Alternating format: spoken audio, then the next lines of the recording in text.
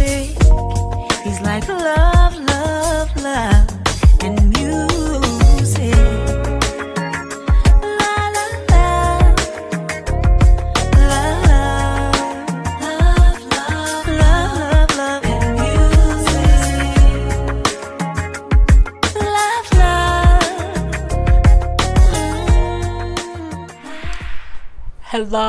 Hello, everyone. Thank you for tuning in. I am Jay Lee. This is Jay Lee's Corner. This is my review for Love Is Season 1, Episode 6. I hope you all will enjoy this. My hair is messy. I took my braids out, and I know my hair looks dumb, so don't judge me. It's a weird little bun thing or whatever. Anyway, also, if you have not done so already, please do not forget to subscribe to my channel and to hit the notification bell to let you know when I have new videos up. Also, last thing, I will be on my YouTube live this Saturday, Lord Jesus, this Saturday at 10 p.m. So everyone always says, like, I never let anyone know when I'm going to be live. So this is your notification. I will be live this Saturday, 10 p.m. Michigan time. I'm in Michigan. So if you want to catch me live, to kind of kiki, joke around or whatever, questions and answers, all that stuff, tune in to live this Saturday, 10 p.m. before power comes on at midnight. I'll be done before midnight, so it's not going to be nothing long or drawn out because I know how to review power. Anyway, that's it. This Saturday, 10 p.m. Michigan time. So, Love Is, the episode was good if you ask me. We see Nuri yesterday. The last episode we saw, they was doing it on the porch, but now we see that they have been doing it in the house. Like, Nuri has broken her rule about having sex in her house with the man besides her husband. But I mean, I guess she didn't, because as we know, they got married later on, because we see the future you're seeing, the visionary all up and through. So, you know what I'm saying, they in the bed being a little nasty time, be having a little fun or whatever, just being little couples. My battery is always low, and let's hope I can get this done within the 10% that my battery is at, because my iPad is also low and I can't charge my phone when I'm on the microphone because the port that it goes into is the same. I need to get like a double port. See if I can do that. Anyway, think about all kind of stuff. So they're in the bed or whatever, kissing and hugging and stuff. Yasir asked the worst question ever. He asked, why did Sirius pop up? I don't know. He asked, what's your sex partner number? How many people have you slept with? I'm like, who ask that question? Don't ask me that, bruh. Ain't none of your damn business. So of course she tries to avoid the question like the plague. Well, how many have you slept with? He says, what year did you graduate? 89. Like, okay, you know, give or take a few. First of all, that's nasty. So he keeps asking her, and she does like some math, and she says, I slept with like 0.00000% of the world. He's like, well, that's like 59 people. I'm like, first of all, that's some crazy math. And I'm like, it really should not matter. When anyone asks you, what's your number, just make it below 10, okay? Just, if you've been with over 10, just say 9, okay? Well, how old are you? It depends. Like, just, no, you don't, just say 2. Just always say 2. Just always stop at 2. Anyway, it was weird because they was talking, and he drank out of her. He got her water to get some drink, to get some water, and he wouldn't like drink out of it. He like poured the water in his mouth. She's like, well, you'll put your mouth on my lips, but on my glass. He said, well, I also don't know how many men you slept with, but it's too late now, bruh. If you didn't ate it already, you didn't do whatever with her. You didn't got whatever she gave from other people. Anyway, the next day I do feel like Yasir a little bit is controlling. It's like he's looking for someone to like, not control, like go make me breakfast and cook it like this, but like let me see how much of an influence I can be on another person. So he kind of convinced her to wear basically her lingerie dress to work, and she's like, I can't, you know, I'm going to work. He's like, well, you know, you're beautiful, and no matter what you wear, and I want you to see the beauty in yourself no matter what you're wearing. She is a gorgeous girl, true. They kind of compromised. She says, well, I'm not going to wear it, because he said, don't wear a bra with it. I'm like, she going to work, bruh. That's something that a person with no job tells people to do. Go to work in your night clothes with no bra. Bitch, don't do it. So she says, well, no, I'm going to put a t-shirt on under here. She throws on a white tee, and then she's going to throw on like some little clunky heels or wedges. He said, no, I thought them things away. And had to throw on like some white Chucks sneakers. It was cute. I can say the outfit was cute. It's what people wear now. Okay, minus the shirt up under it. It was really, really cute. And as she walks in, of course, everyone's eyes is on Nuri because she does look great. But however, it's not only that she looks great. Her nipples are hard. Because why? She isn't wearing a bra. So when you don't wear a bra, you kind of just walking around with the wind hitting your nipples, they get hard. It's part of being a woman. Angela notices it, which freaks Nuri out because she did not know it at all. And she runs to the wardrobe to get a coat to cover up her nipples. Well, to cover up her, I'm sorry, y'all, my nose is itching. To cover her because she doesn't want her nipples out. It's my lipstick on my lip now. She does not want her nipples, out when she's in a meeting with her boss. So she gets back or whatever. And Norman tells to her and Angela how the studio loved their ideas to kind of expand that one female character. However, he says that they only want to do one episode to test it out, whereas he thought they might want to do more than one episode so they both could do an episode, but they can't. And he says because Angela's contract guarantees her 2 episodes to write for, she gets it, but she can decide if she wants Nuri to be her writing partner. And Nuri at first like, oh my god, I'm so happy, and Angela looking like, yeah, not a good thing's gonna happen here. So Angela gets up and leaves because she like, nope, not gonna do it. And Nuri like, what are you doing? What's going on here?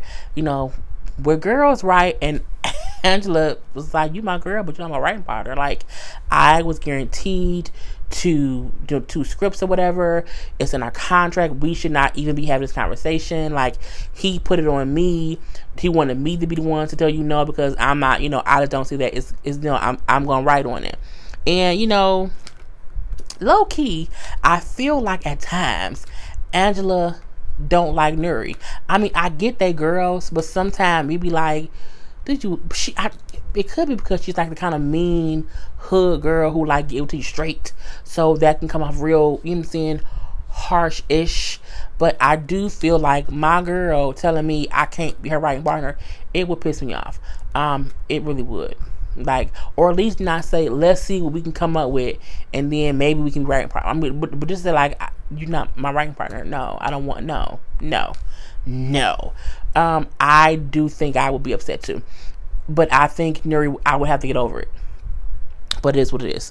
When they have like a little writing room or whatever, and Norman realizes that Nuri isn't the writing partner, he like, is y'all okay?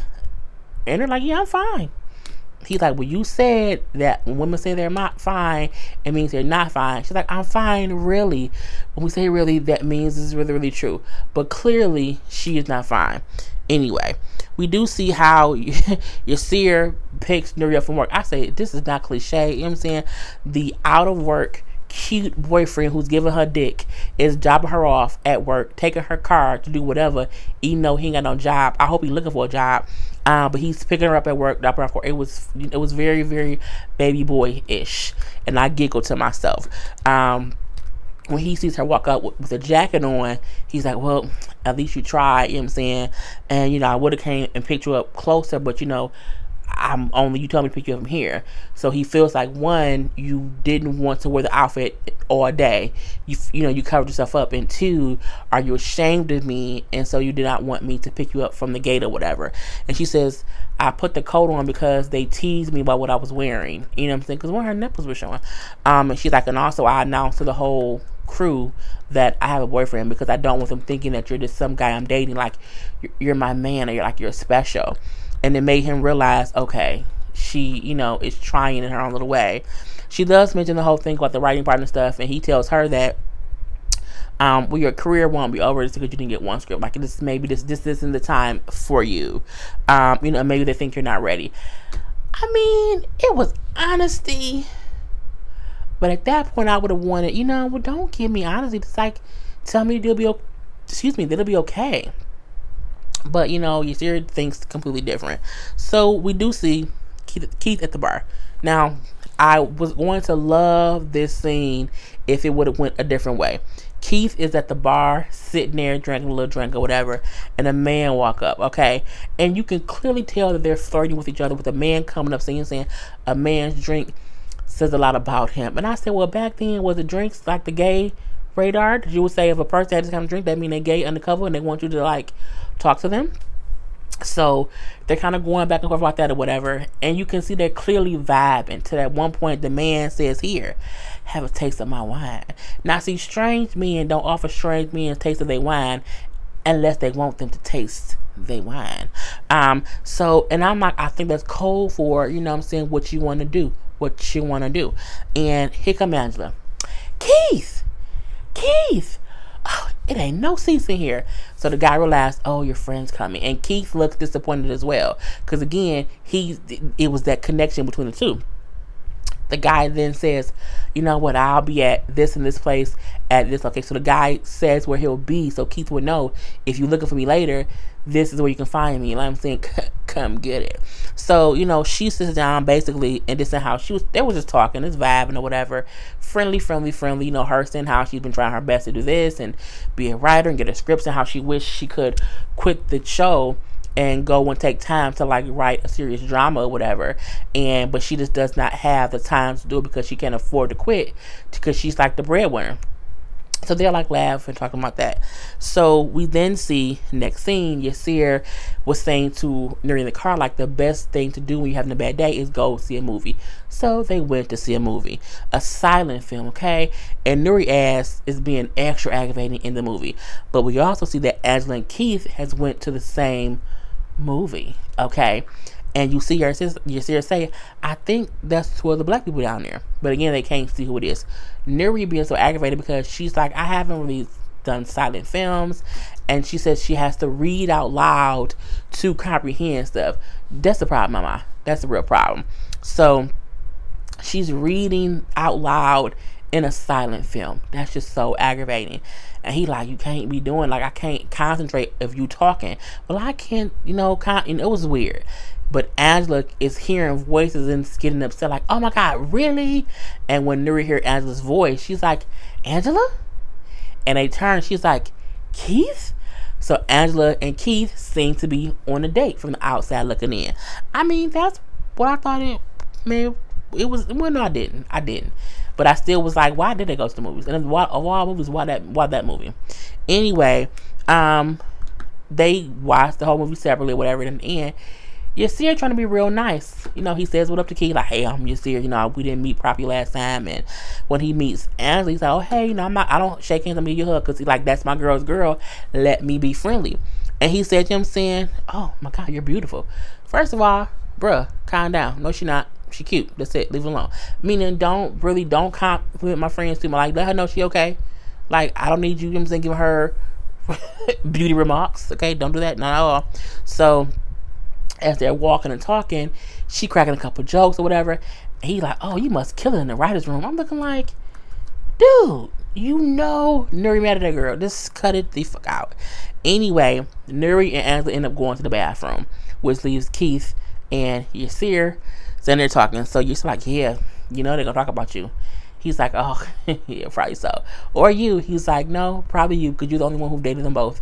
And I was like, bruh, cute. Anyway, you know, clearly Nuri's upset. And as they're waiting in line to go to the bathroom, you know, Angela's being like, oh, normal. And Nuri's being kind of just standoffish, like, okay, whatever, you know what I'm saying? Okay, well, you know, I don't care, you know, whatever you want to do, whatever you do behind your best friend's back is your business. And she just kept insinuating that, you know, you were messing with Keith behind my back on the low, and that's some bullshit. And she was kind of, she was mad. But Angela kept saying, like, it's not like that. Like, it ain't like that. But Nuri's already upset because of that whole script thing. And she can't let it go. So when she said, like, you know, whatever you do behind your best friend's back, let it be that. At that point, Angela's like, you know what? Whatever, Nuri, I don't care. Girl, I'm going home, leaving, bye. So she leaves. I hope my camera is not cut off, and it does. It'll be like cut, be a point, and I'll have to restart later. Anyway, so back at home, Nuri is being so aggravating and agitating because, you know, she's telling you that she's not mad about the script or whatever, but, you know, she wants to tell Angela that, you know what I'm saying, she better watch out because she can catch AIDS. And he like, what are you talking about? And she's like, Keith is gay. And I read somewhere that says that women are getting AIDS from downloading, so she's going to catch AIDS. Like, that is very stupid. Like, that's very, you know, hypocritical. That's very homophobic. And it was. And when she said it, I was like, damn, Like, really, Nuri? What the fuck is going on here? That was kind of crazy. He just lets her know, like, look, you tripping, that you are generalizing the whole community for no reason, and you should stop doing that because it's not that serious. You're just, again, you're mad about the whole script thing. You need to get over it because, you know, that script isn't yours. Like, you'll get one, but that one is not yours. And so she's pissed. And he also tells her that, you know, you can't, because she said, well, I should just tell Angela because, you know, that way he can't hurt her for being down low. He like, you can't out that man to her. Like, you can't do that. The only person that you should have conversations about his sexuality with is with him. And I'm like, Yasir is absolutely positively right. Nuri's been a damn brat. And I like how he was like not letting her be brat mode, brat-ish or whatever. So we do see, like, over the next couple of days, she's like in a mood. She's, how's your day? Fine. How's your day? Fine. Like, she just was in the whole mood or whatever. But it was cute to see because he was letting her be a brat and loving her anyway, but also just not letting her get away with it because at one finally, so you know what, I can go back home and give you space and time to like get over your mood or whatever. But this is a couple of days after she's been the same moody person. And she's like, no, I don't want you to go. You know what I'm saying? Just stay here. I'm sorry about being a brat. And it was cute to see he was checking her over the bullshit and not allowing her to use her being upset with Angela about that script as a reason to also hurt her and say, if you like this guy, he gay and he can't be with you anyway. It would really hurt her more than anything else. So you would not be showing her what Keith really is. You'll be showing her who you really are. And that kind of broke her out of her craziness. So we do see they go to the writer's room. It's gonna be a quick thing. Oh my god. Where's the end? So we do see they go into the writer's room and Angela pitches her story. And it was a storyline about the girl they're cracking jokes on her or whatever, like how her hair isn't done. She says the reason her hair isn't done is because she found out her mom has cancer and so she has not been herself. And the dude like, well, that isn't funny. Like, cancer's too serious. I don't want to have anything serious. Like, the show is a comedy show. We don't like it. And so Norma's kind of cracking to like, yeah, well, let's not say she has cancer. Let's say she has gout. Because gout, we can crack all kind of jokes because if a person has, she said, well, no, that doesn't work because she had cancer. I was going to say how she had to go home to see her mom because cancer is so serious. And she's like, well, no, you know, with black people, if their mama have anything, you know, they're going to go home. So it'll be fine. So they crack on each other about gout, whatever. Angela feels defeated because, again, her idea wasn't met with like, oh, that's great. And so everyone in the writing room was like, we don't like it or whatever. We like this gout thing that someone threw out there as a joke. When he asked Nuri what she thinks, she says, well, I like the gout jokes, but I think it's one-dimensional. You know what I'm saying? Who wants to have a show that one episode is wrapped around one joke? Like, that's just not a good thing to do. And like, we should kind of try to, you know, expand the horizon. She gets this long, drawn-out thing, whatever, and they still want to talk about the gout. I'm not good about it. So we do see that her and Angela talk in the bathroom. And Angela says, like, you know, they're like in their stalls talking. And well, yeah, this is not good. Well, someone told me this, someone told me that. They were making up as girls do. And, you know, Angela says to Nuri, like, I would, you know, how about you take the script? Like, you do it, you write it, you can do something better than me. And I'll be fine. So Nuri, at first, she's excited. Like, oh my God, yay! But she realized it isn't her script. And Angela's only giving it to her because she feels like she can't do it.